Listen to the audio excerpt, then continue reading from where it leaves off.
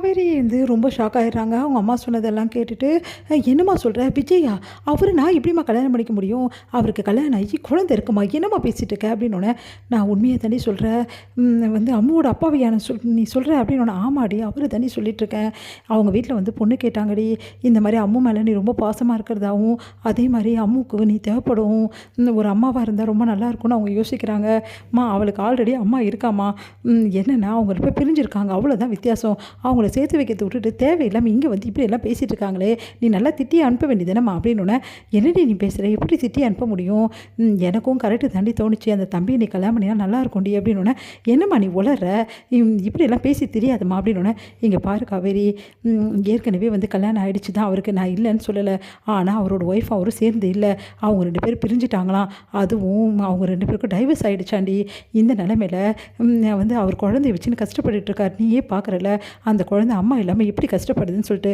அவங்களுக்குள்ள என்ன பிரச்சனை ஏது பிரச்சனைன்னு தெரில காவேரி. இப்போ அவர் வந்து தனியாக தான் இருக்கார். நீ கல்யாணம் பண்ணினா என்னடி தப்பு?" "அம்மா என்னம்மா நீ பேசுகிற? உன் பொண்ணு ஒரு கல்யாணம் ஆனவரை கல்யாணம் பண்ணிக்கணும்னு நினைக்கிறியா? இங்கே பாரு காவேரி, அப்படிலாம் சொல்லாத. யார் வாழ்க்கையில் என்ன நடக்கும்னு யாருக்கும் தெரியாது காவேரி. அதனால் அப்படிலாம் பேசாத காவேரி." அப்படின்னோடனே, "இங்கே பாருமா, நீ இப்படி பண்ணுவேன் நினச்சி கூட பார்க்கலாமா? அந்த சம்மந்தம் வேணாம்னு சொல்லிட்டு இந்த மாதிரி ஒரு விஷயத்த பண்ண சொல்கிறியம்மா." அப்படின்னோடனே, "இங்கே பாரு காவேரி, உன் நல்லதுக்கு தான் நான் சொல்ல வேண்டி. உன் அம்மாவை நீ நம்புறல, உன் நல்லதுக்காக தானே நான் சொல்லுவேன். கொஞ்சம் புரிஞ்சுக்கோ காவேரி." "சரி, அவங்க இப்போ ஃபோன் பண்ணுவாங்க, நான் என்ன சொல்கிறது?" அப்படின்னோடனே, "இங்கே பாருமா, நான் வந்து கல்யாணம் பண்ணிக்க விருப்பம் இல்லை. அப்படிலாம் நான் சொல்ல முடியாது காவேரி. நான் சொல்கிறது கொஞ்சம் கேளு." "சரி, எனக்கு கொஞ்சம் டைம் ஆகுது கொடுமா." அப்படி சொல்லிட்டு போகிறாங்க. அதை கேட்டுட்டு நல்ல முடிவாக இவ சொல்லணுமே அப்படி சொல்லிட்டு யோசிக்கிறாங்க சாரதா. இங்கே வந்து என்ன பண்ணுறாங்க, காவேரி ரொம்ப டென்ஷனாக இருக்காங்க. அப்போ கரெக்டாக யாரோ வர்ற மாதிரி இருக்குது. பார்த்தா வந்து விஜயும் குழந்தையும் அங்கே வந்து நிற்கிறாங்க. அவங்கள பார்த்து காவேரி சந்தோஷமும் பட முடியல.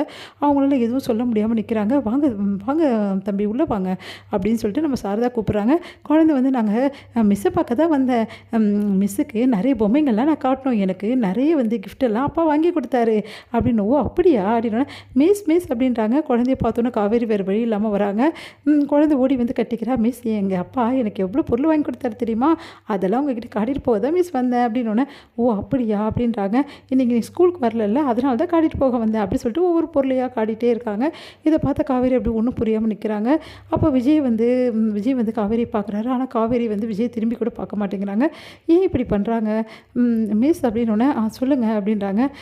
"மிஸ், குழந்தைங்க கொஞ்சம் நேரம் இருக்கட்டும், நான் அப்புறமா வந்து கூட்டிக்கிறேன். ஒரு முக்கியமான வேலையாக நான் போகிறேன்." அப்படின்னோடனே, அப்படின்றாங்க. அப்புறம் வந்து காவேரி ஏன் இப்படி அப்செட்டாக இருக்கா, என்னவா இருக்கும் அப்படின்னு சொல்லிட்டு விஜய் யோசிச்சுட்டே போகிறாரு. "ஒரு நிமிஷம் இருங்க தம்பி" அப்படின்னு சொல்லிட்டு பின்னாடி வராங்க நம்ம சாரதா. "சொல்லுங்கம்மா." அப்படின்னோடனே, "நீங்கள் வெளியே வாங்க." அப்படின்னு சொல்லிட்டு வெளியே வந்து, "தம்பி, அது வந்து சொல்லுங்க அத்தை, என்ன விஷயம்?" அப்படின்னோடனே, "காவேரியே ஒரு மாதிரி இருக்கா. அது வந்து தம்பி, உங்கள் வீட்டிலேருந்து வந்து பொண்ணு கேட்டாங்க தம்பி, அதனால தான்." "என்ன சொல்கிறீங்க நீங்கள்? பொண்ணு கேட்டாங்களா?" "ஆமாம் தம்பி." அப்படி சொல்லிட்டு நடந்த விஷயத்தெல்லாம் சாரதா சொல்கிறாங்க. அதை கேட்டு விஜய் அதிர்ச்சி அடைகிறாரு. "காவேரி என்ன சொன்னா?" "காவேரி கொஞ்சம் டைம் கேட்டிருக்கா தம்பி." அப்படின்னோடனே அதிர்ச்சி அடைகிறாரு. "ஐயோ, இப்போ என்ன பண்ணுறதுன்னு தெரியலையே." அப்படின்னு சொல்லிட்டு யோசிக்கிறாரு. "சரி, நாங்கள் வீட்டில் உள்ளவங்க நான் பார்த்துக்கிறேன். நீங்கள் காவேரி கிட்ட ஹார்ஷாலாம் எதுவும் பேசாதீங்க. அவள் ஒத்துக்கினாலும் பரவாயில்ல அத்தை." அப்படி சொல்லிட்டு போகிறாரு. காவேரி கிட்ட நான் என்ன பேசுறது? பாவம் தம்பி எப்படி கஷ்டப்படுறாரு. மாப்பிள்ளை இவ்வளோ கஷ்டப்படும் போது இந்த காவேரி சொல்லி பேச்சு கேட்க மாட்டேங்கிறாளே. வேறு வழியே கிடையாது. காவேரியை எப்படியா சமாதானப்படுத்தி மாப்பிள்ளைக்கு கல்யாணம் பண்ணி வச்சிடணும். அப்போ தான் மாப்பிள்ளையும் கொஞ்சம் நிம்மதியாக இருக்க முடியும். குழந்தையும் காவேரியும் பிரிஞ்சு இருக்காத நிலைமையாவது வரும்." அப்படின்னு சொல்லிட்டு சாரதா யோசிக்கிறாங்க. இங்கே வந்து காவேரி என்ன பண்ணுறாங்க, குழந்தைய பார்த்துட்டு அப்படியே யோசிச்சுட்டே இருக்காங்க. என்ன இவங்க அப்பா வந்து நான் எப்படி கல்யாணம் பண்ணிக்க முடியும்?